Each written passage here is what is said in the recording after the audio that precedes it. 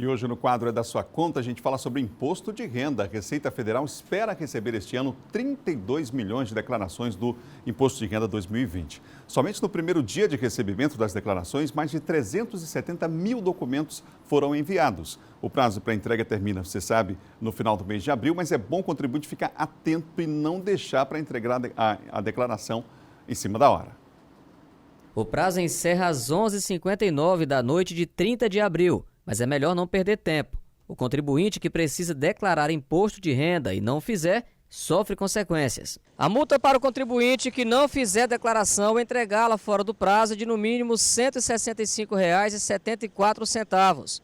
Já o valor máximo corresponde a 20% do imposto devido. O tributo é cobrado anualmente pelo governo federal. O cálculo é sobre os ganhos de pessoas e de empresas, e cada contribuinte paga de acordo com os rendimentos declarados. Esse ano, a Receita Federal está com uma novidade que eles prometeram o ano passado e não conseguiram cumprir.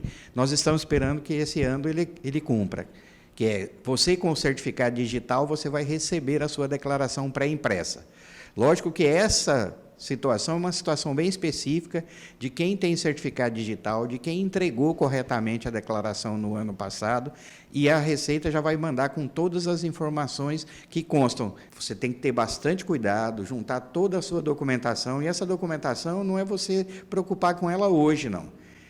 Hoje você tem que se preocupar com a declaração para o ano que vem. Mas todos esses documentos do ano passado, você já vai ter que ter guardado eles aí. Ele faz uma observação para quem teve empregada doméstica no ano de 2019 e vai declarar imposto de renda. Esse ano nós temos uma outra novidade que é ruim para o contribuinte, que é aquela situação, se você teve empregada doméstica durante o ano de 2019, esse ano você não vai poder descontar na sua declaração de imposto de renda o valor do INSS sobre essa empregada doméstica. Então, essa é uma situação ruim do que aconteceu nos anos anteriores. Mas isso já estava com tempo previsto para acontecer. Ela iniciou em 2006 e o término era em 2019 para a declaração entregue em 2019. Para falar mais sobre o assunto, eu recebo aqui no estúdio o vice-presidente do Conselho Regional de Contabilidade, João Conrado. Bom dia. Bom dia, Ana.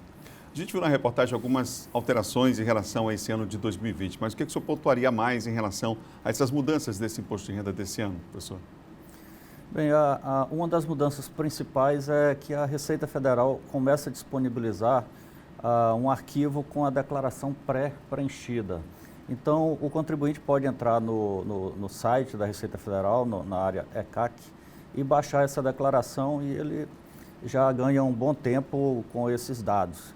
É importante frisar que, na medida em que a declaração já vem pré-preenchida pela Receita Federal, a gente percebe que cada vez mais a Receita Federal está se aparelhando para saber tudo a respeito dos nossos rendimentos e pagamentos. Eu creio que no curto prazo, em poucos anos, a gente apenas vai homologar essa declaração. Esperava-se aí, mais uma vez, a correção da tabela em relação ao imposto de renda, né, mas não aconteceu. Não aconteceu. Essa tabela já vem defasada há anos e isso representa uma perda para o contribuinte que um grande número deles já poderia estar na faixa de isenção se a tabela tivesse sendo atualizada. Nessa nossa entrevista de hoje, professor, nós vamos falar sobre a questão da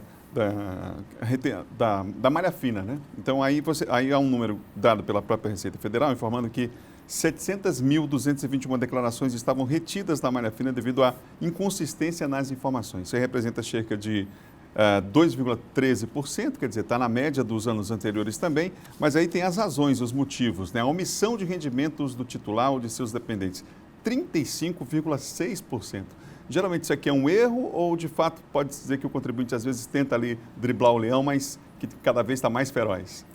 Não, eu acredito que seja um erro, porque o contribuinte recebe muitos rendimentos de diferentes fontes e aqui e acolá alguma delas passa despercebida, esquece realmente de declarar. E a parte que pagou, a fonte, declarou na declaração dela. Então, quando a malha cruza essas duas declarações, percebe a inconsistência e retém na malha esse contribuinte para esclarecimentos. O segundo motivo de retenção na malha fina é exatamente a questão do preenchimento ali das despesas médicas. Representa 25,1%. Precisa ter cuidado e, como foi falado na reportagem, não é para agora se preparar com isso, quer dizer, é para ter uma pasta durante o ano já ir guardando para depois só entregar, preencher a declaração.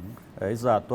Toda vez que o contribuinte precisar de tratamento médico, dentário, psicológico, qualquer um dos tratamentos na área médica, ele deve requerer esse recibo no ato do tratamento e já guardar numa pasta para, na data da declaração, ele não deixar de preencher nenhuma delas. E também tem que ter cuidado com as formalidades desse recibo. Ele tem que estar devidamente preenchido com o CPF do médico, valor, enfim, um recibo no formato legal. A terceira razão da situação aqui de malha fina é exatamente a divergência entre o imposto de renda informado e as informações, a declaração, os dados da ADIRF, né, representando 23,5%. No caso aqui é daquela declaração que a empresa dá. Se ela fizer a empresa fizer qualquer alteração, ela é obrigada a informar o contribuinte, né, dessa alteração. Exato. A DIRF é exatamente a declaração do imposto de renda que é retido na fonte pelo pagador. Então, quando o contribuinte está na faixa de ter retenção na fonte, o empregador, ou quando ele presta serviço avulso para qualquer empresa, ela é obrigada a reter aquele percentual do imposto de renda e declarar. Então, quando o contribuinte faz a sua declaração e esses valores não batem, né, não se combinam, então é mais um motivo para cair na malha fina. Agora nós vamos falar sobre alguns aspectos aqui de mais um ponto que leva muita gente a cair na malha fina, que é exatamente a dedução da previdência oficial ou privada. É preciso ter cuidado em relação ao preenchimento desse dado também. Como é que funciona em relação à previdência? A previdência oficial, ela já vem na declaração de renda da fonte pagadora. Então, é só uma informação que você coloca no campo específico. As previdências privadas ou complementares é uma opção do contribuinte em fazer isso num banco como VGBL ou qualquer uma dessas previdências privadas. Então, ele tem que fazer a declaração e esse valor nem sempre ele é dedutível do imposto de renda. Então, mas ele é obrigado a declarar, assim como é obrigado a declarar aluguel e outros gastos que não são dedutíveis, mas que alimentam a base de dados da Receita Federal.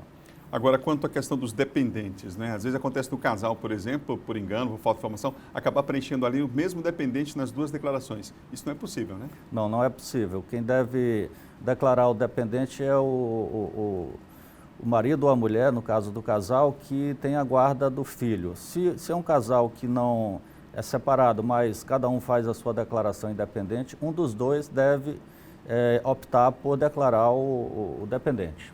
Pensão alimentícia, mudou alguma coisa ou não? Não, não mudou.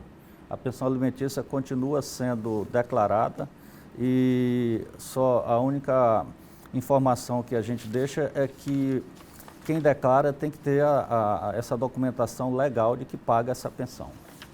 Pela sua experiência, professor, no dia a dia lidando com essa questão do imposto de renda, que outro aspecto o senhor destacaria desse ano de 2020 para que o contribuinte fique atento e evite erros que são comuns nesse preenchimento, nessa declaração?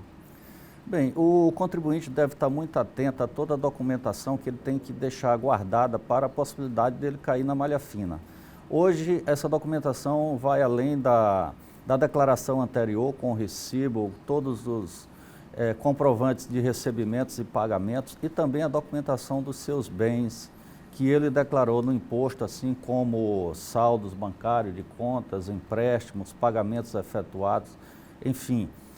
Um outro ponto que tem causado motivo de malha fina é a questão do ganho de capital, que é a diferença entre o valor pelo qual ele vende um bem e o valor que ele adquiriu. Essa diferença é tributável e deve ser acompanhada da declaração de ganhos de capital. A ficha de ganho de renda variável, no caso, quando houver investimento em bolsa de valores, também precisa declarar? Sim, porque quem investe em bolsa de valores é obrigado a declarar, mesmo que ele esteja na faixa de rendimento inferior a 28 mil, ele tem que fazer a declaração e ele precisa declarar os ganhos efetuados. Só lembrando, quem é obrigado a declarar o imposto de renda?